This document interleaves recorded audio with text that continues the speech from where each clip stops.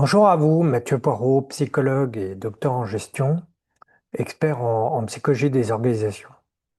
Alors, dans cette vidéo sur les fondements de l'intervention contextuelle intégrative que j'ai eu l'occasion de développer ces dernières années, je voudrais parler d'une thématique importante, la question de la place.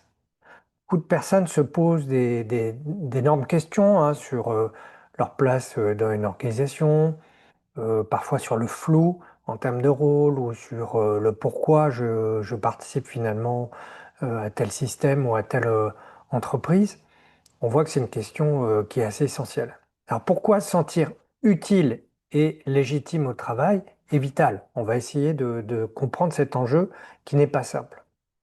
Alors, premièrement, au niveau de la problématique, pour s'investir finalement dans une relation, quelle qu'elle soit, ça peut être au travail, mais aussi dans sa vie de famille, dans ses amis, avec ses amis, dans une association, ben, c'est nécessaire de savoir qu'on y a une place, parce que si on a le sentiment de ne pas avoir de place, c'est assez insécurisant, on peut se sentir exclu parce qu'on s'engage relationnellement dans un collectif et finalement on n'est pas sûr d'y trouver sa place. Donc c'est un enjeu très important et on va essayer de comprendre un petit peu la définition. Ça veut dire quoi avoir le sentiment d'avoir sa place? Alors quelque part avec une approche principalement existentielle, on peut se dire que dans un système relationnel, quel qu'il soit, chacun occupe sa place parce qu'il a deux ingrédients. Le premier, c'est qu'il se sent utile, il se sent reconnu dans sa contribution, il a l'impression de pouvoir apporter quelque chose dans la relation et par rapport à son engagement, et désirable socialement, c'est-à-dire que ça lui confère aussi un statut euh, et du coup, pas un prestige, mais au moins une sorte de hiérarchie sociale qui est très importante. Ces deux informations, elles permettent aux personnes de se situer socialement et de donner un sens à leur engagement. Alors, ça peut paraître assez simple finalement, c'est le sentiment d'être utile et désirable socialement dans un système, le fait d'avoir sa place, mais il y a beaucoup de pièges autour de cette question. Pourquoi? Parce qu'en fait, il y a plein de dimensions à la question de la place. Ce qui me donne ma place, c'est plusieurs choses. Premièrement, il y a mon rôle dans l'organisation formel, le qui fait quoi. Alors déjà, première difficulté, il y a beaucoup d'organisations où le qui fait quoi n'est pas clair. C'est-à-dire que finalement, vous pouvez avoir, par exemple, une organisation dans laquelle on demande à une personne qui est en charge de tel client de s'occuper, par exemple, d'une partie de la gestion de ce client, alors que ça pourrait être un autre service qui serait euh, cette charge-là. Et donc, quelque part, se pose déjà la question de son rôle. Puis il y a aussi la question des affinités, des amitiés. C'est-à-dire que c'est aussi un système relationnel dans lequel on peut me avoir donné une place aussi par rapport à des affinités, pas forcément par rapport à d'autres éléments. Euh, Est-ce que j'ai des amis ou pas? Par exemple, typiquement, une des difficultés, c'est le manager qui commence à gérer une équipe dans lequel c'était déjà des collègues et parfois c'était des amis. Et là, on voit déjà que par rapport au rôle, l'affinité va créer un certain nombre de difficultés. Puis il y a mon statut. On voit souvent des batailles symboliques dans les organisations. Par exemple, des personnes qui vont être extrêmement énervées parce qu'elles n'ont pas un statut de cadre. Quand on regarde dans la réalité, ça ne change pas grand-chose au niveau financier ou en termes même pour la retraite. Mais pour ces personnes-là, symboliquement, ça dit quelque chose. Vous avez même des personnes qui finalement vont perdre une place dans la hiérarchie en termes, et vont avoir le sentiment d'être euh, perdantes, alors même que parfois elles ont une augmentation dans une réorganisation. Donc le statut, c'est quelque chose d'extrêmement important. Et puis il y a mon influence dans le système relationnel. Ce qui me donne ma place, c'est peut-être que, par exemple, vous avez beaucoup de personnes qui n'ont pas un niveau hiérarchique très élevé, le statut, mais qui ont énormément d'influence dans un collectif parce que elles connaissent tout le monde, parce qu'elles ont un relationnel, un capital relationnel qui leur donne beaucoup d'influence dans le système. Et en même temps, ça n'est pas matérialisé par le statut. Donc encore une fois, euh, on peut avoir des choses qui peuvent être opposées ou en tout cas différenciées. Et puis on a mon travail réel et ma performance. Typiquement, vous avez des personnes qui peuvent se sentir mal à l'aise, ou en tout cas pas complètement à l'aise, parce que elles ont un certain statut, mais ce statut ne correspond pas réellement à leur performance réelle. Par contre, ça peut correspondre soit à leur affinité, soit à leur influence dans le système, et ce qui fait que finalement elles ont un décalage entre le statut qu'elles ont réussi à obtenir finalement non pas basé sur la performance, mais plutôt sur des affinités et de l'influence. Et puis il y a d'autres points qui sont importants, par exemple l'ancienneté dans la structure et mon âge. Nombre de conflits sont liés au fait que vous avez par exemple des anciens qui sont dévalorisés avec l'arrivée de nouveaux, et ça crée un problème de place intergénérationnelle, sachant que normalement dans toutes les sociologies existantes, il y a une hiérarchie aussi qui est liée à l'âge et à l'ancienneté. Et on peut avoir des difficultés parce que ces choses-là sont mises en contradiction. Donc finalement, ce qui me donne ma place, c'est plein de choses qui peuvent être en plus contradictoires entre elles. Donc il y a toujours des dysfonctionnements. Et ce que je trouve très intéressant, c'est qu'on voit bien que dans les organisations, on en parle très très peu de ces dimensions-là. C'est souvent au moment des crises qu'on va du coup finalement s'occuper de ces problématiques-là.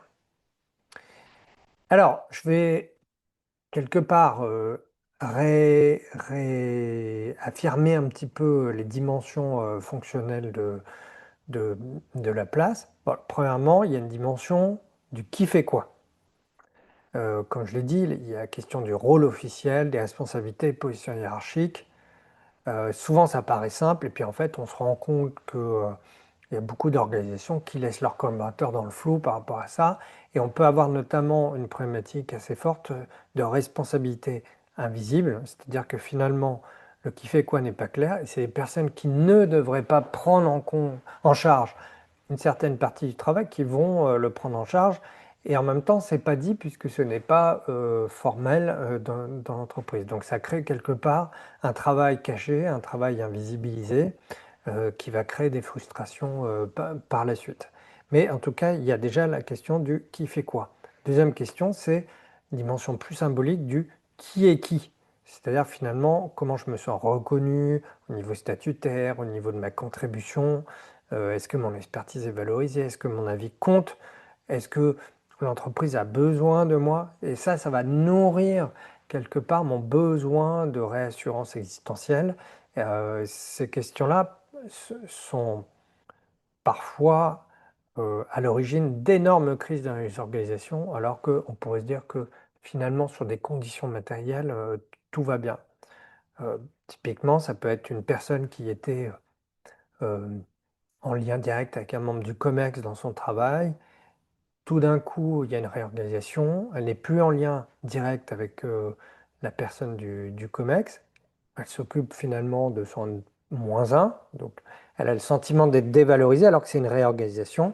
Et ça provoque une crise et des conflits avec ce N-1 parce qu'à l'origine, on a une dimension symbolique de valorisation. Troisième dimension, qui est avec qui? C'est-à-dire que finalement, on a aussi le sentiment d'appartenir à un groupe formel et informel. Il y a des affinités, des alliances, une position dans le réseau qui fait tourner vraiment l'organisation. On le sait, tous les groupes formels et informels surtout sont très importants dans une organisation.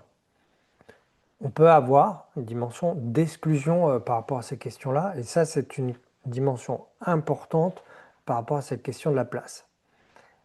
Alors, je vais vous donner déjà dans un premier temps un petit cas pratique que j'avais eu il y a déjà un petit moment. Lionel, c'était un directeur juridique. Alors, on m'avait expliqué que il, il avait un sentiment global de harcèlement et la directrice générale c'était une maison d'édition juridique, ne comprenait pas très bien pourquoi. Ah, c'était intéressant parce que quand on a eu l'entretien, il était motivé, il était compétent, mais il avait le sentiment de ne pas trouver sa place. Et c'était intéressant parce qu'on se rendait compte que, pour une fois, ça arrive, il était dans un comité de direction qui était 100% féminin.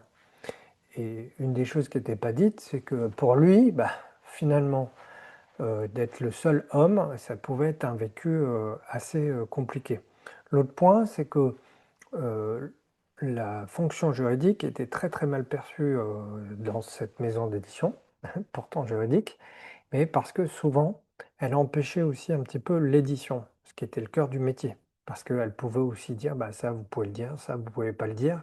Et donc il y avait le sentiment d'être un peu l'empêcheur de tourner en rond. Euh, il avait eu des difficultés relationnelles avec quelques personnes dans le CODIR aussi, et donc il se sentait globalement exclu dans cet environnement. Donc, le seul homme d'un comité de direction, dimension relationnelle, fonctionnel, le juridique n'est pas clairement positionné dans l'organigramme. Une des difficultés, c'est qu'on ne savait pas très bien quel était son rôle. Et puis symbolique, euh, le juridique est perçu comme l'empêcheur d'éditer en rond, donc c'est un peu dévalorisé comme fonction. Et donc, au final, bien qu'il ne soit pas capable d'exprimer très clairement ce qui se passait pour lui, il avait un vrai sentiment d'exclusion invisible. Avec trois visages de l'exclusion, là je me base sur les travaux de deux chercheurs, O'Reilly et Banqui, qui ont travaillé sur l'exclusion. Le premier niveau, c'est l'exclusion formelle. Non-invitation aux réunions stratégiques, restriction progressive des responsabilités, coupure des circuits d'information, tout ce qui vous exclut hein, de manière très claire. Ça, souvent, c'est ce qu'on cherche quand on fait une enquête interne sur un processus de harcèlement. Mais on a aussi l'exclusion informelle, ostracisme relationnel quotidien. On t'invite pas à déjeuner, des espèces de micro-agressions répétées, pas dire bonjour, être dans le silence, un déni de reconnaissance des contributions. Donc on est un peu plus dans l'informel, mais ça va avoir un impact au quotidien parce que ça nous renvoie ce sentiment de ne pas avoir sa place dans le collectif. Et donc forcément, c'est très angoissant pour la personne qui le vit. Et puis finalement, et ça c'est une des problématiques, il y a un phénomène d'auto-exclusion qui va se mettre en place. La personne qui est visée par ça va faire un retrait défensif. Vous allez avoir une baisse volontaire de la productivité, un désengagement progressif, et quelque part, ça va justifier sa marginalisation et son exclusion progressive. C'est-à-dire que finalement, ça crée une espèce de spirale descendante, mise à l'écart, perte de place, fragilisation identitaire, c'est souvent ce qu'on observe. La personne est très très euh, bousculée, hein, c'est quelque chose d'assez violent à vivre. Ça va amplifier finalement ses comportements dysfonctionnels, que ce soit par exemple quelqu'un qui va se rigidifier ou quelqu'un qui va être plus agressif ou quelqu'un qui va au contraire être dans l'évitement. Et, mais en tout cas, ça va justifier ce qui se passe et on va avoir une aggravation de l'exclusion. Donc ça, ce mécanisme, il est très important à repérer et il arrive souvent dans des situations, un peu comme pour Lionel, comme par hasard, souvent dans des situations où il y a une transformation importante dans l'organisation parce que comme ça génère quelque part une sorte d'inquiétude globalisée, on va avoir des processus de bouc émissaire et d'exclusion qui sont beaucoup plus importantes parce que c'est une manière dysfonctionnelle, mais une manière quand même pour les collectifs de gérer l'angoisse que ça peut générer, cette transformation.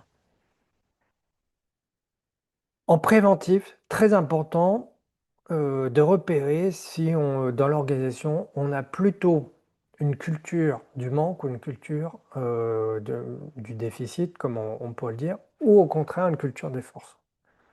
Bah, typiquement, en coaching, j'avais un directeur DAF qui m'appelle pour un de ses collaborateurs. Il me dit, bon, lui, très clairement, il est très rigide, ce qui était vrai.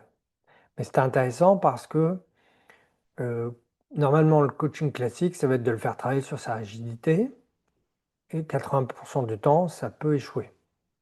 Parce qu'en fait, déjà, un, ça dit peut-être quelque chose, et puis deux, on va tout centrer sur le déficit.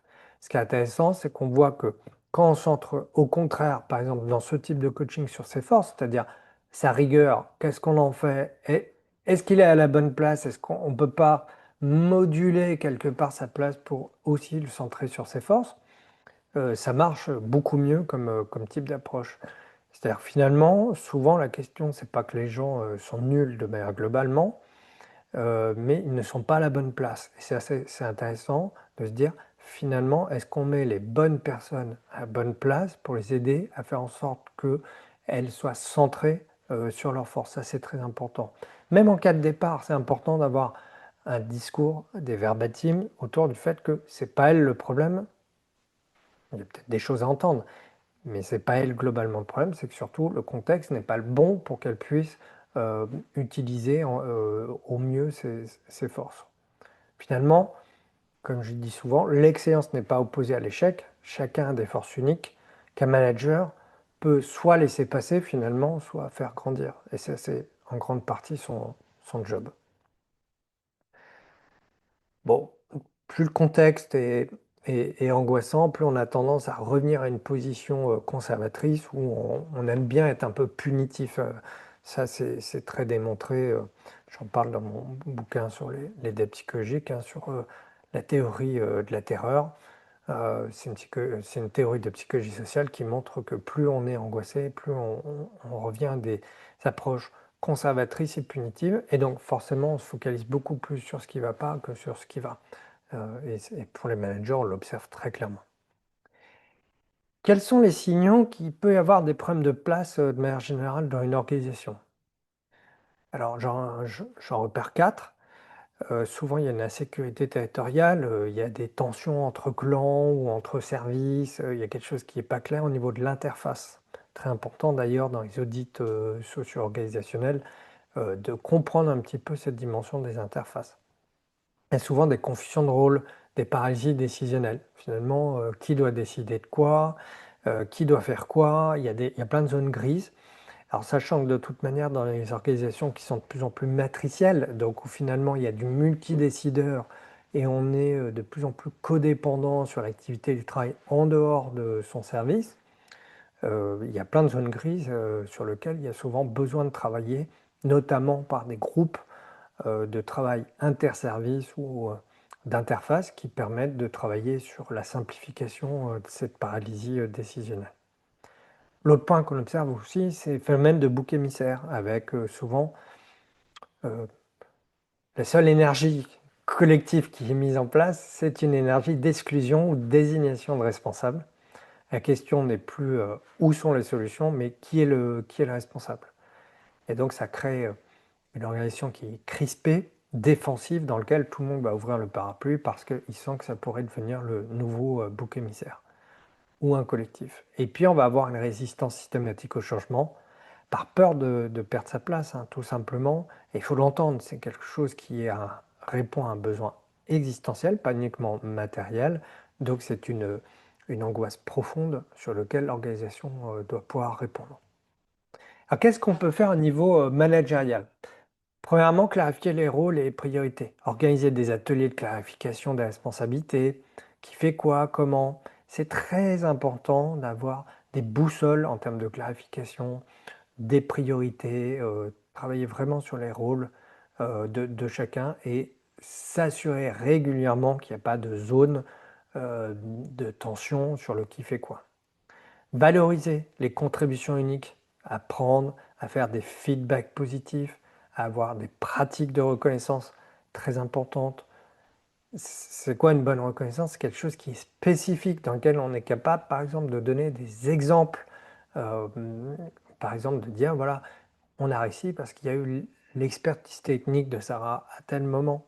Oui, ça c'est quelque chose qui est spécifique. Et ce que j'aime avec elle, par exemple, c'est sa rigueur ou sa créativité. À chaque fois, par exemple, elle propose 3 solutions aux clients, ça marche mieux. Vous voyez, être très spécifique. Et le top du top, c'est quand même des feedbacks qui sont centrés sur les forces, puisque ça aide justement les personnes à les intérioriser, ça les valorise dans l'espace social et ça nourrit le sentiment d'avoir sa place. Travailler sur l'appartenance, des espaces de dialogue transversaux, dans du matriciel, c'est essentiel, pas seulement hiérarchique et pyramidal, parce que sinon vous avez une culture qui est hiérarchique dans une organisation qui est pyramidale, matricielle. Donc ça ne fonctionne pas. Il faut créer du dialogue justement et de la collaboration interservice. Ça, c'est très important de travailler là-dessus et sur le fait que quelque part, il y a zéro tolérance au phénomène d'exclusion et de discrimination. Et ça, c'est un vrai travail, notamment qu'on peut faire à travers J'ai fait une vidéo là-dessus, l'augmentation des normes de respect au travail, former à la fois les managers et les collaborateurs sur cette question-là qui est essentielle. Plus les normes sont explicites et exigeantes, moins vous avez la possibilité d'exprimer des phénomènes d'exclusion. Et puis effectivement, régler les responsabilisations invisibles quand il y a du travail caché, parce que ce n'est pas quelque part explicité dans l'organisation, on va avoir des gens qui ont le sentiment de faire à la place d'eux et ça va créer des frustrations qui s'exprimeront dans la durée. Au niveau individuel, bah, il y a aussi des marges de manœuvre.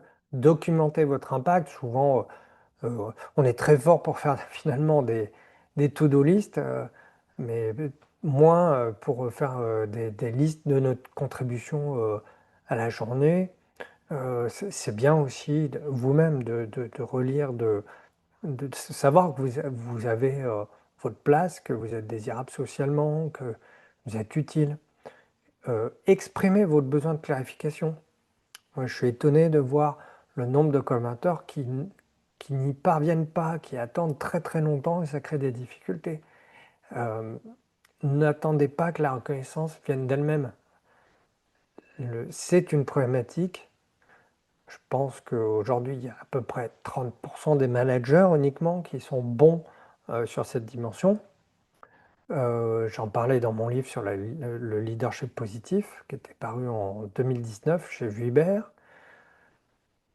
Ça ne va pas en s'améliorant globalement, c'est ce qu'on observe. Donc, il faut aider votre manager aussi à en avoir conscience de ce besoin. Et puis, construisez vos alliances.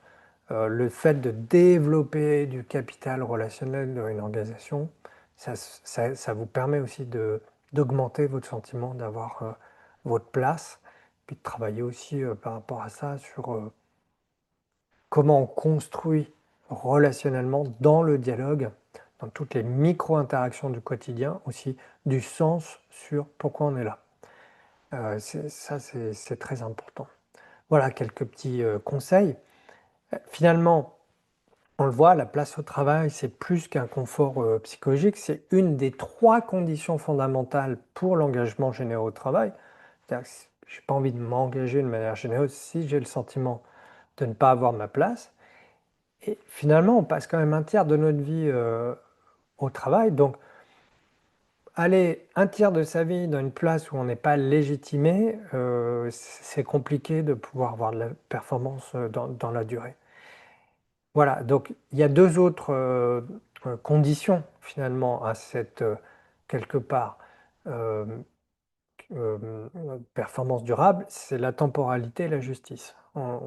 Je l'ai proposé dans un certain nombre d'autres vidéos que vous retrouverez sur mon site. Donc effectivement, ce que je vous suggère, si vous le souhaitez, regardez un petit peu la question de la temporalité qui est aussi un élément très important pour respecter l'accord finalement existentiel entre ce que je donne à l'entreprise et ce que j'ai l'impression d'en recevoir, la justice. Et puis, il y a plusieurs notions fondamentales.